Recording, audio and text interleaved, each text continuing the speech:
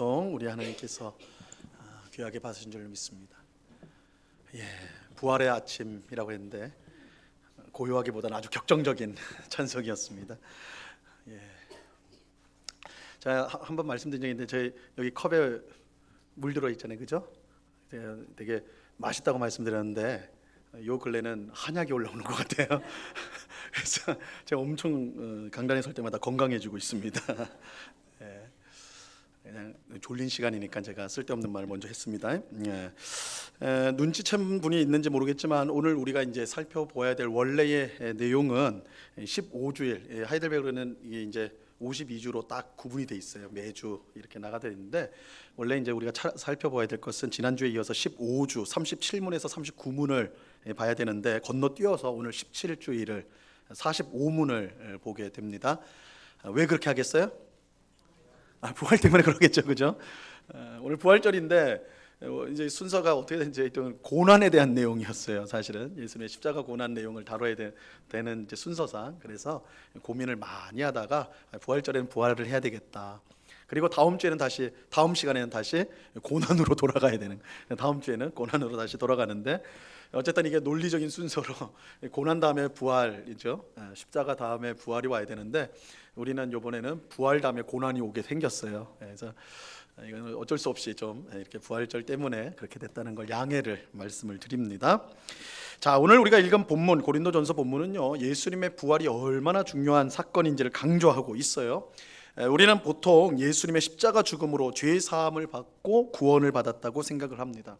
그래서 예수님의 십자가 죽음을 강조해요. 그래서 우리 예수님의 십자가 우리 강조하는데, 물론 예수님의 십자가 죽음을 강조하는 것은 잘못된 것이 아닙니다. 당연히 우리 강조해야 돼요.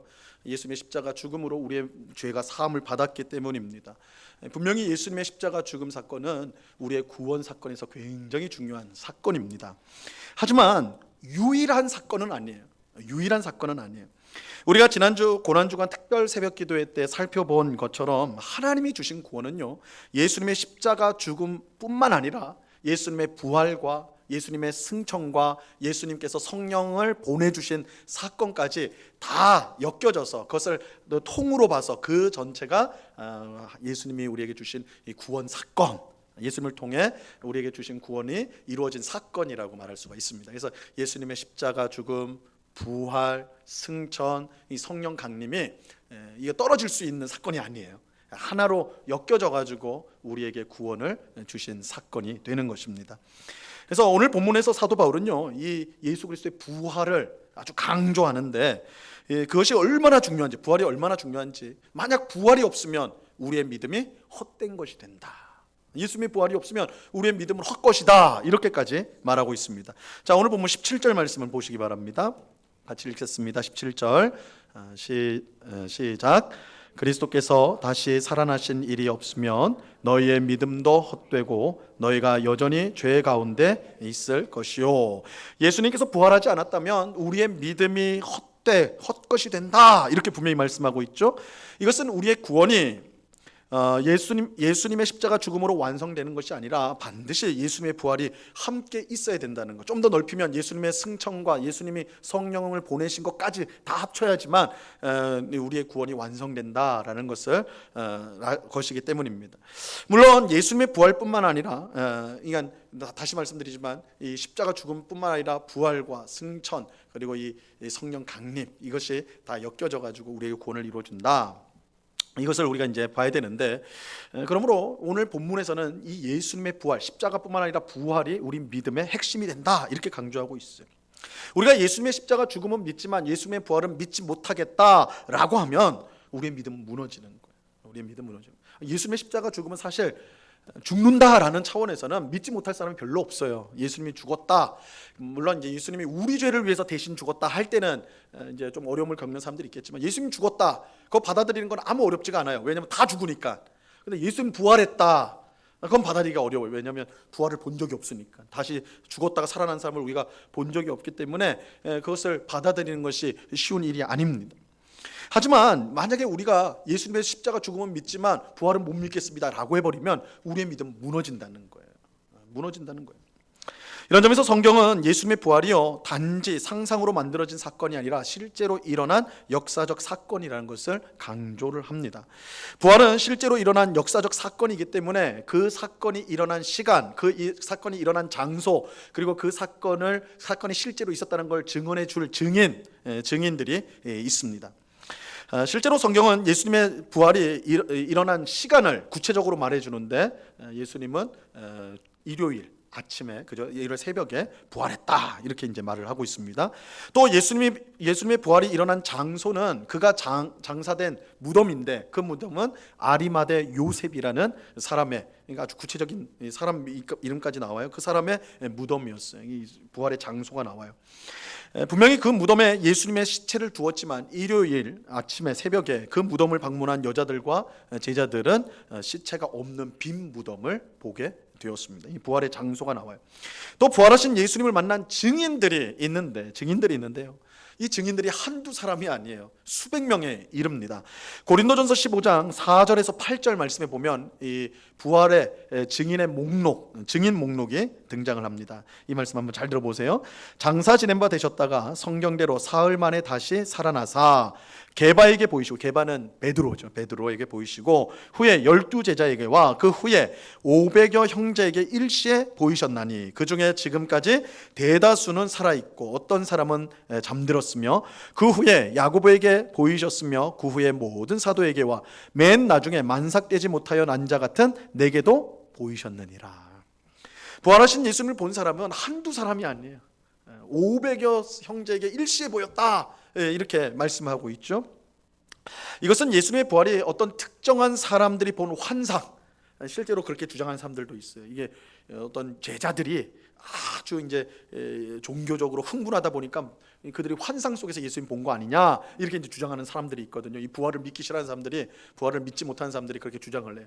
그러니까 몇 사람이 본 환상, 환상, 혹은 체험한 영적인 현상, 실제로 있었던 게 아니라 영적인 현상, 이렇게 이제 주장하는 사람들이 있는데, 이렇게 수백 명이 봤다라는 것은 이러한 가능성, 몇 사람의 특정한 환상이나 영적인 체험으로 되었다는 것을 부정하는 것이죠. 실제로 보았다, 실제로 그 증인들이 이렇게 많다. 바울이 그 고린도전서를 쓸 때 여전히 예수님의 부활을 실제로 본 사람들이 살아있다, 많은 사람들이 살아있다, 이렇게 쓰고 있는 것이죠. 자, 예수님은 실제로 죽은 자 가운데 살아나셨어요. 이 복음을 믿는다는 것은 예수님의 십자가 죽음과 더불어 그의 부활을 믿는 것을 뜻하는 것입니다. 그러면 이처럼 중요한 예수님의 부활은 우리에게 어떤 유익을 주는 것일까요? 부활은 왜 우리에게 중요한 것일까요? 자, 이게 이제 요리문답 45문을 통해서 우리가 살펴보고자 하는 것입니다. 오늘은 딱 한 문답밖에 없어요. 그러니까 소망을 가지고 따라오세요. 자, 45문 제가 질문을 드리면 답을 해주시기 바랍니다. 그리스도의 부활은 우리에게 어떤 유익을 줍니까? 첫째, 그리스도는 부활로서 죽음을 이기셨으며 죽음으로써 얻으신 의에 우리로 참여하게 하십니다. 둘째, 그의 능력으로 말미암아 우리도 이제 새로운 생명으로 다시 살아났습니다. 셋째, 그리스도의 부활은 우리의 영광스러운 부활에 대한 확실한 보증입니다. 자, 이 문답서가 얼마나 친절한지, 딱 설교를 3가지로 해라, 더 하지 마라, 4가지로 하지 말고 3가지만 해라, 딱 3가지만 말을 해요. 자, 우리에게 예수님의 부활은 3가지 유익을 줍니다. 첫 번째는 예수님의 부활은 죽음을 이긴 것으로서 죽음으로 얻으신 의에 우리가 참여하게 한다, 이렇게 말하고 있습니다. 자, 로마서 4장 25절 말씀입니다. 우리 같이 읽어봅니다. 시작. 예수는 우리가 범죄한 것 때문에 내줌이 되고 또한 우리를 의롭다 하시기 위하여 살아나셨느니라. 그죠? 자, 이 말씀은 예수님이 왜 죽으셨고 왜 부활하셨는가를 설명하고 있는데요. 예수님은 왜 십자가에서 죽으셨습니까? 우리가 범죄한 것 때문이다, 이렇게 말씀하고 있어요. 여기서 내줌이 되었다, 이 전문 용어예요. 내줌이 되었다. 이거는 예수님을 십자가에 내어 주었다, 십자가에 매달았다라는 의미입니다. 왜 하나님은 예수님을 십자가에 내어 주셨을까요? 우리가 범죄한 것 때문이라고 말하고 있습니다. 사실 십자가에 내줘야 할 것은 예수님이 아니라 우리들이죠. 우리가 십자가에 내줌을 당해야 됩니다. 우리가 죄를 지었기 때문에 그 죄값으로 십자가에 매달려야 돼요. 하지만 하나님은 무궁하신 은혜와 사랑으로 우리 죄인을 구원하기로 작정하셨고, 그래서 우리 대신에 예수님을 십자가에 내어 주셨습니다. 그래서 우리의 죄의 문제를 다 해결해 주신 거예요. 우리의 모든 죄를 씻어 주셨습니다.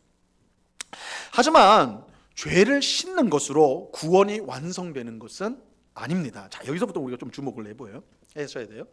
한번 이제 생각해 보시기 바랍니다. 진짜 탕자 같은 아이가 있어. 탕자 같은 사춘기, 말 죽어라고 안 듣는 아이가 있는데, 학교에서 학교 생활하다가 마음에 들지 않는 친구가 있었는데 그 친구를 두들겨 팼어요. 얼마나 심하게 두들겨 팼는지, 이거는 진짜 막 병원 신세 져야 될 정도로 두들겨 팼단 말이에요. 이렇게 이제 학교에서 사고가 나면 학교폭력위원회 학폭이 열린다고 그래요. 딱 열려가지고 이제 했는데, 이 아이는 퇴학, 이거는 도저히 갱신될 수 있는 애가 아니다, 퇴학, 이렇게 위원회에서 이제 딱 선고가 난 거예요. 이때 피해자 부모가 이 피해자 학생이랑 같이 저 친구에게, 그러니까 가해자죠, 저 친구에게 한 번만 기회를 줘 주십시오, 이렇게 탄원을 했어요. 이거는 이제 만약에 가해자 부모가 그렇게 했으면 그걸 안 들어줬을 텐데, 피해자 부모가 하고 피해자 학생이 저 친구에게 한 번 기회 줬으면 좋겠습니다, 이렇게 하니까 이 학폭위에서 그러면 원래 이 친구는 퇴학당해야 되는데, 이렇게 피해자들이 그렇게 탄원을 하니까 그럼 받아주겠습니다. 그래서 기회를 줬어요. 학교 생활을 할 수 있도록 기회를 줬단 말이에요. 지금 제 얘기를 하는 건 아니에요. 누구 얘기하나 막 하여튼 그렇게 해서 학교 생활을 했어요. 그러니까 이 친구는 퇴학에서 구원을 받은 거예요. 그죠? 구원을 받았어요. 자, 그런데 이렇게 구원을 받았다고 해서 그러면 이 친구가 그럼 앞으로는 학교 생활을 그럼 잘하는 친구가 될 것인가? 그러니까 퇴학을 면해 가지고 이제 학교를 다닐 수가 있는데, 그렇다면 이전과 완전히 다르게 정말 성실한 학생이 되어 가지고 이제 때리는 것이 아니라 친구를 보듬어 주고 또 학급을 위해서 봉사도 하고 이런 아이가 되냔 말이에요. 이거는 또 다른 얘기죠. 그죠? 이건 다른 얘기예요. 이 친구가 지금 일어난 거는 자기가 이제 퇴학당할 위기에서, 그 잘못에서 용서를 받고 그 위기에서 구출된 것일 뿐입니다. 근데 이것이 반드시 그가 이제는 앞으로 학교 생활을 더 잘한다, 그 보장은 될 수가 없습니다. 이 아이는 또다시 다른 친구를 폭행하여서 퇴학에 처할 위기에 얼마든지 처할 수가 있는 것이죠. 자, 우리에게 예수님의 부활이 중요한 이유가 여기에 있어요. 예수님은 우리가 범죄한 것 때문에 십자가에 내어줌이 되었습니다. 그래서 우리가 죄로부터 구원을 받았죠. 하지만 이것만으로는 온전한 구원이라고 할 수가 없는데, 죄로부터 구원을 받았지만 다시 죄로 돌아갈 수가 있는 거예요. 죄로부터 구원을 받았다고 해서 우리가 하나님 앞에서 바르게 산다는 보장은 없어요. 그죠? 죄로부터 구원을 받은 것이, 꺼냄을 받은 것이지, 그렇다고 해서 그 자동적으로 이제는 하나님을 위해 사는 삶으로 살아갈 수는 있는 것은 아니라는 것이죠. 자, 온전한 구원은 죄에서 건져내는 것과 함께 우리를 의롭게 하는 것까지 포함이 되어야 되는 거예요. 우리를 의롭게 하는 것까지 포함이 되어야 돼요. 그래서 로마서 4장 25절 하반절에 보면요, 우리를 의롭다 하시기 위하여 살아나셨느니라, 이렇게 말씀하고 있는 거예요. 예수님은 우리를 의롭다 하기 위해서 부활하신 거예요. 우리는 예수님의 십자가 죽음으로 죄로부터 건져냄을 받고 예수님의 부활로 의롭다함을 받게 된 것입니다. 하지만 예수님의 부활이 어떻게 그럼 우리를 의롭게 할 수 있을까요? 예수님의 부활은 죽음의 권세를 깨트린 사건입니다. 우리 오전에도 제가 말했죠. 죽음의 권세를 깨트린 거예요. 그런데 죽음은요, 죄의 삭스입니다. 그러니까 죽음은 원래부터 인간에게 있었던 숙명적인 것이 아니라 인간이 죄를 지었을 때 세상에 들어온 게 죽음이에요. 그러니까 죄의 삭스는 사망이다. 그러니까 죄를 지었기 때문에 죽는 것입니다. 죄를 지었기 때문에 죽는 거예요. 그러므로 죽음의 권세가 깨졌다는 것은요, 다르게 말하면 죄의 권세가 깨졌다는 말도 되는 것입니다. 죄와 죽음은 같이 가는 거예요. 첫사람 아담과 하와가 범죄한 이후에 모든 사람은 죄 아래 살았는데, 죄 아래 살았다는 말은 죄의 권세 아래에 살았다는 뜻이에요. 다시 말하면 여러분, 우리가 죄를 짓고 싶어서 짓는 것이 아니라 죄가 죄를 짓게 만드는 거예요. 죄가 죄를 짓게 만들어요. 그냥 죄가 시키는 것이죠. 이런 죄의 권세를 이길 수 있는 사람은 아무도 없습니다. 지금까지 아무도 없었어요. 그거 어떻게 합니까? 다 죽었잖아요. 가장 확실해요. 죄를 이긴 사람 아무도 없어요. 다 죽었다는 게 그 가장 확실한 증거가 됩니다. 그러니까 죄의 권세를 이기는 사람이 있다면 그 사람은 죽음의 권세도 이길 수가 있는 거예요. 자, 이렇게 보면 예수님께서 부활하심으로 죽음의 권세를 깨트렸다는 것은 곧 죄의 권세를 깨트렸다는 뜻이 됩니다. 그를 믿는 성도인 우리도 더 이상 죄의 권세 아래 살지 않게 되었다라는 것이에요. 이제 우리는 더 이상 죄의 지배 아래 있지 않습니다. 우리는 더 이상 죄의 노예가 아니에요. 우리는 이제 하나님이 기뻐하시는 의를 행할 수 있게 된 것입니다. 이 일이 바로 예수님의 부활을 통해 우리에게 주어졌습니다. 그래서 구원이라는 것은 단순히 죄에서 건져냈다, 거기서 끝나면 안 되고 이제는 하나님의 자녀, 백성처럼 백성답게 하나님을 기쁘시게 하는 일을 할 수 있는 대로 나아가야 되는 거예요. 근데 그 능력이 무엇을 통해 주어졌는가? 예수님의 부활을 통해서. 그래서 예수님의 부활로 우리가 의롭게 되었다는 것은 이제 우리가 하나님을 위해 살 수 있는 사람이 되었다라는 뜻이에요. 그래서 이게 바로 예수님께서 부활하심으로 우리에게 주신 유익이 되는 것입니다. 우리는 예수님의 부활로 의롭다함을 받게 되었고 죄의 지배에서 벗어나 하나님이 기뻐하시는 의로운 삶을 살아가게 된 것입니다. 자, 두 번째로 예수님의 부활이 우리에게 주는 두 번째 유익은 우리가 새로운 생명으로 다시 살아났다라는 것입니다. 자, 로마서 6장 4절 말씀입니다. 이 말씀도 같이 읽어봅니다. 시작. 그러므로 우리가 그의 죽으심과 합하여 세례를 받음으로 그와 함께 장사되었나니 이는 아버지의 영광으로 말미암아 그리스도를 죽은 자 가운데서 살리심과 같이 우리로 또한 새 생명 가운데서 행하게 하려 함이라. 예수님의 부활로 인해서 우리는 새 생명 가운데 행하게 되었다, 이렇게 말씀하고 있죠. 자, 여기서 말하는 이 새 생명은 부활하시고 승천하신 예수님께서 보내주신 성령을 통해 받는 새 생명을 뜻하는 것입니다. 부활하신 예수님은 아버지 하나님께로 가셔서 성령 하나님을 우리에게 보내주셨어요. 사도행전 2장 33절 말씀입니다. 같이 읽어봅니다. 시작. 하나님이 오른손으로 예수를 높이시매 그가 약속하신 성령을 아버지께 받아서 너희가 보고 듣는 이것을 부어 주셨느니라. 그죠? 예수님께서 약속하신 성령을 아버지께 받아서, 그죠? 예수님이 받아서 그것을 너희에게 부어 주셨다, 이렇게 말하고 있죠.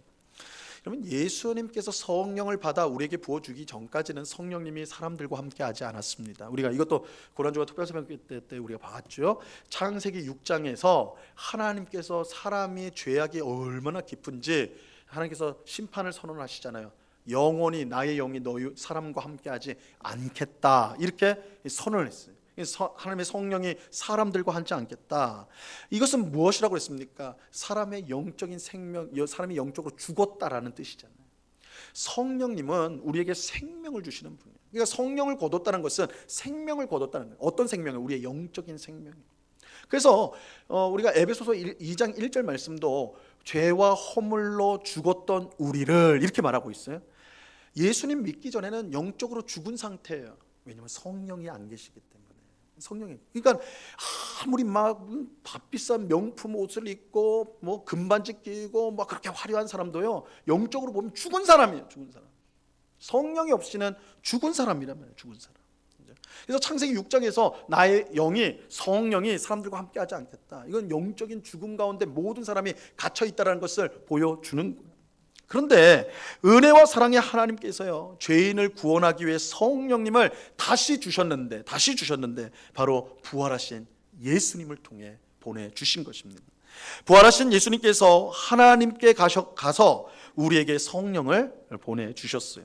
예수님을 믿는 우리는 성령님을 받았고 우리 안에 계신 성령님으로 인해 우리는 이전과 다른 새 생명으로 살게 된 것입니다. 그러니까 이 새 생명이라고 할 때 이전 생명은 뭐겠어요? 성령이 계시지 않으니까 생명이란 말은 하지만 죽은 것이죠. 죽은 생명이란 게 말이 안 되지만 생명답지 않은 생명인 거예요. 이 새 생명이란 것은 성령을 우리가 받음으로 우리 안에 주시는 하나님의 생명, 이것을 뜻하는 것입니다. 그래서 이전에는 죄의 지배 아래 죄에게 종로로 타며 우리는 살았지만 이제는 성령의 지배 아래 의의 종으로 살게 되었습니다. 이전에는 하나님의 진노와 심판을 쌓는 삶을 살았어요. 우리가 뭘 하든 그건 진노를 쌓는 삶이었어요. 그러나 이제는 하나님의 기쁨과 영광이 되는 삶을 살게 되었습니다. 이전에는 생명의 성령님이 없으므로 영적으로 죽은 상태에 있었지만 이제는 생명의 성령으로 인해 하나님 앞에 살아있는 사람이 되었습니다. 이처럼 예수님의 부활로 성령을 받았고 우리는 새로운 생명으로 살게 되었어요. 이게 이제 예수님의 부활이 주신 두 번째 유익입니다. 자, 마지막 세 번째 보겠습니다. 세 번째로 예수님의 부활로 우리는 영광스러운 부활에 대한 확실한 보증을 가지게 되었다라고 말할 수가 있습니다. 자, 고린도전서 15장 20절 말씀인데요. 이 말씀 같이 읽어봅니다. 시작. 그러나 이제 그리스도께서 죽은 자 가운데서 다시 살아나사 잠자는 자들의 첫 열매가 되셨도다. 이 말씀에서 이제 주목해야 될 단어는 첫 열매라는 단어예요. 첫 열매. 여러분, 예수님의 부활이 첫 열매다라고 하는데, 여러분 첫 열매가 뭐예요? 전에도 말씀드렸죠. 이 가을이 되면 이제 뭐 감이든 뭐든 주렁주렁 열매가 맺히는 너무 좋잖아요. 근데 이게 처음부터 어느 날 자고 일어났더니 막 열려 있고 이러지 않거든요. 하나씩 처음에 하나 맺혔다가 두 개 맺고 이렇게 가거든요. 그래서 제일 먼저 맺히는 열매를 첫 열매라고 그래요. 근데 첫 열매의 중요성은 뭐예요? 저 열매를 보면서 뭘 생각하는 거예요? 아, 앞으로 저 열매처럼 열매들이 많이 맺히겠구나. 그죠? 첫 열매라고 하면 둘째, 셋째, 넷째 이렇게 쫙 열매가 맺힌다는 의미 아닙니까? 그죠? 예수님의 부활도 마찬가지예요. 예수님만 부활하는 게 아니에요. 예수님의 부활이 첫 열매라는 것은 그를 믿는 우리도 똑같이 부활하게 되리라는 것입니다.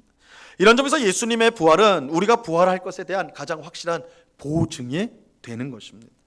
여러분, 우리는 모두 예수님이 재림하실 때에요 부활하게 될 것입니다. 마지막 날이죠. 예수님이 재림한 날이 마지막 날인데요, 그날에 우리는 다 부활하게 될 거예요. 어떻게 확신할 수 있습니까? 어떻게 그 날이 오지 않았는데 어떻게 압니까? 예수님이 부활하셨어요. 그러니까 예수님이 부활했다는 게 보증이에요. 우리한테는 우리도 예수님 부활한 것처럼 우리도 부활하겠구나. 마지막 날 부활하게 되겠구나. 그래서 우리 예수님이 영광스러운 몸으로 부활한 것처럼 우리도 천국에 합당한 영광스러운 모습으로 부활하게 될 것을 우리는 확신할 수가 있는 것입니다. 자, 이것은 우리에게 죽음의 절망을 넘어서는 참 소망을 주죠. 우리 성도에게 죽음은 끝이 아니에요. 성도에게 죽음은 끝이 아닙니다. 성도에게 죽음은 죄의 형벌이나 심판도 아니에요. 우리의 죄는 예수님의 십자가 죽음으로 모두 씻어졌습니다. 우리는 죄 때문에 죽는 것이 아닙니다. 우리는 죄 때문에 죽는 게 아니에요. 우리가 죽는 것은요, 영광스러운 부활을 하기 위해 죽는 것입니다. 이렇게 표현할 수 있을까요? 우리는 왜 죽는가? 영광스러운 부활을 위해 죽는 것입니다. 죽음은 우리를 영광스러운 부활에 이르도록 하는 중간문이라고 할 수가 있어요. 그 문을 통과해서 우리는 영광스러운 부활로 나아가는 것입니다. 이것이 예수님의 부활이 우리에게 주는 세 번째 유익이에요. 그래서 여러분, 우리가 예수님의 부활을 생각할 때에 우리도 예수님처럼 부활하게 된다. 마지막 날 예수님처럼 영광스럽게 부활하게 된다.